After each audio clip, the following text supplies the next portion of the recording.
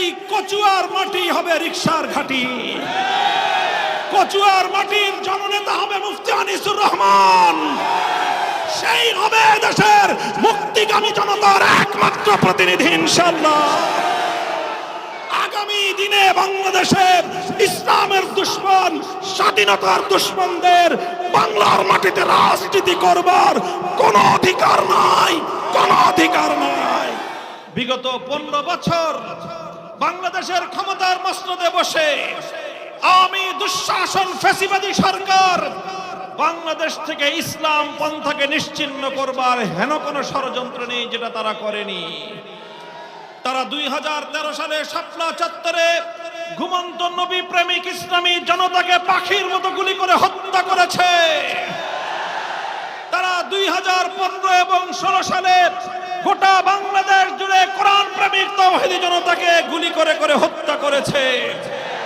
তারা 2021 সালে নরেন্দ্র মোদীর বিরুদ্ধে আন্দোলন করবার অপরাধে হেফাজতে ইসলাম তথা আলেম সমাজকে নির্মমভাবে গুলি করে হত্যা করেছে।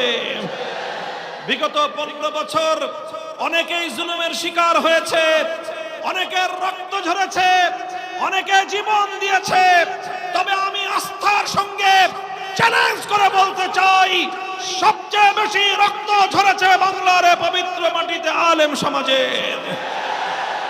2024-এর জুলাই বিপ্লবে যারা রক্ত দিয়েছে, জীবন দিয়েছে, এর মধ্যে সকল ধর্মের, সকল শ্রেণী পেশার, সব বয়সের মানুষ রয়েছে।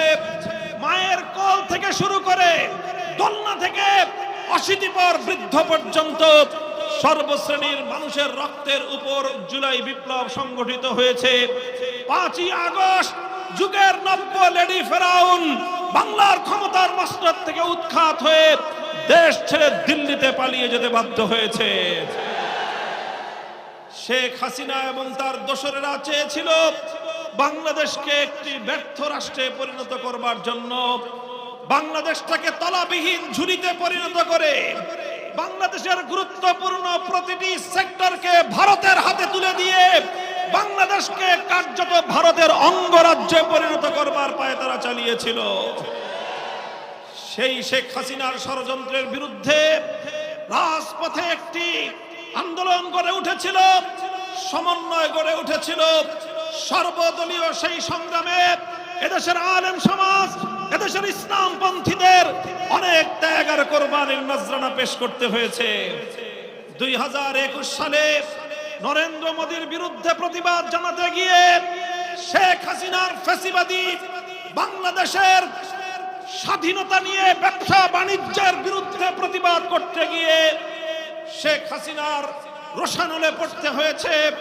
তার আক্রমণ এবং টার্গেটে পরিণত হয়েছে সবচেয়ে বেশি বাংলাদেশ খেলাফত মজলিসকে। বাংলাদেশ খেলাফত মজলিসের কেন্দ্রীয় সকল নেতৃবৃন্দকে কারাগারে রাস্তা করে নিক্ষেপ করেছে। মাসের পর মাস, বছরের পর বছর বিনা বিচারে আমাদের সঙ্গে কারাগারের অন্তরালে নির্মম আচরণ করা হয়েছে। বাংলাদেশ খেলাফত মজলিস সকল নির্যাতন সহ্য করেছে, সকল বর্বরতাকে মাথা পেতে মেনে নিয়েছে। সব নির্যাতনের মুখেও আমরা দ্ব্যর্থহীন ভাষায় জবাব দিয়েছি। দেশ এবং ইসলামের প্রশ্নে বাংলাদেশ খেলাফত মজলিস জীবন দেবে, মাথা নোয়াবে না।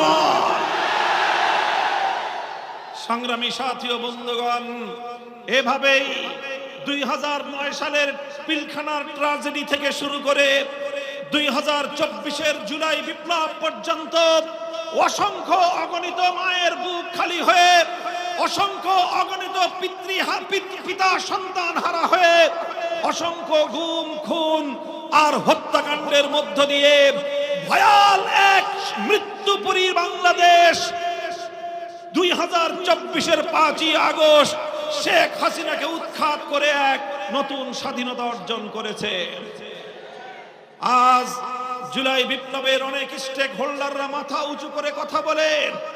আমরা একটা বার্তা স্পষ্টভাবে দিতে চাই, 2024 সালের আগস্ট মাসের 5 তারিখ শেখ হাসিনা যখন বিপ্লবীদের তাড়া খেয়ে দেশ ছেড়ে পালিয়ে যায়, অপরাহ্নে দুপুর 2টা থেকে 3টা পর্যন্ত গোটা বাংলাদেশে আরেকটি বিপ্লব সংগঠিত হয়েছে।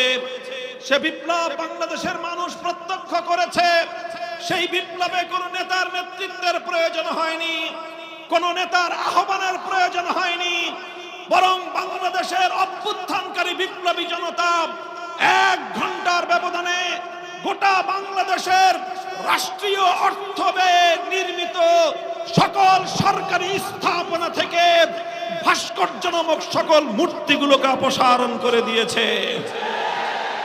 যেই মূর্তির বিপক্ষে কথা বলবার অপরাধে শেখ হাসিনা আমাদেরকে কারাগারে পুরেছিল, আমরা কারাগারে নির্যাতনকে সহ্য করেছি, মূর্তির সামনে আমরা মাথা নত করি নাই। আমরা আজ এই মুক্ত স্বাধীন বাংলার মাটিতে স্পষ্ট ভাষায় বলতে চাই, অন্যান্য ধর্মাবলম্বীরা নিজ নিজ ধর্মীয় স্বাধীনতা পালন করবে, তারা নিজ নিজ জায়গায় সম্পূর্ণ স্বাধীনভাবে ধর্ম পালন করবার অধিকার প্রাপ্ত হবে। আমরা রাত জেগে পাহারা দিয়ে প্রতিটি সংখ্যালঘু অমুসলিমের ধর্মীয় নিরাপত্তা, জানমাল, ইজ্জত আবরুর নিরাপত্তা নিশ্চিত করবার ওয়াদা করছি জাতির সঙ্গে। আমরা 5ই আগস্টের পর এদেশের আলেম সমাজ, এদেশের ইসলামী সংগঠনের নেতা কর্মীরা হিন্দুদের মন্দিরে পাহারাদারি করেছে, বৌদ্ধদের প্যাগোডাগুলোকে নিরাপত্তা দিয়েছে, তারা খ্রিস্টানদের গির্জাগুলোতে নিরাপত্তা দিয়েছে। কোনো সাবোটাজ এবং আত্মঘাতী কোনো কার্যক্রম কাউকে পরিচালনা করতে দেয়নি। সেই জায়গা থেকে বলছি, হিন্দুরা তাদের মন্দিরে মূর্তি বানাবে, মূর্তির পূজা করবে, সেটা তাদের ধর্মীয় আচার অনুষ্ঠান, কিন্তু মুসলিম জনপদে রাষ্ট্রীয় অর্থ ব্যয়ে আর কোন মূর্তি কালচার বাস্তবায়িত হতে দেওয়া হবে না ইনশাআল্লাহ। সংগ্রামী সাথী ও বন্ধুগণ, আমি আপনাদেরকে একটা কথা বলতে চাই, মনে রাখবেন, রক্তের সাগর পেরিয়ে যেই স্বাধীনতা আমরা অর্জন করেছি, হাজার হাজার আত্মত্যাগী যুবক সন্তানদের শাহাদাতের রক্তের উপর বর্তমান বাংলাদেশের নতুন স্বাধীনতা স্থাপিত হয়েছে। মনে রাখতে হবে, স্বাধীনতা অর্জন করা যত কঠিন, স্বাধীনতা রক্ষা করা তার চেয়েও বেশি কঠিন।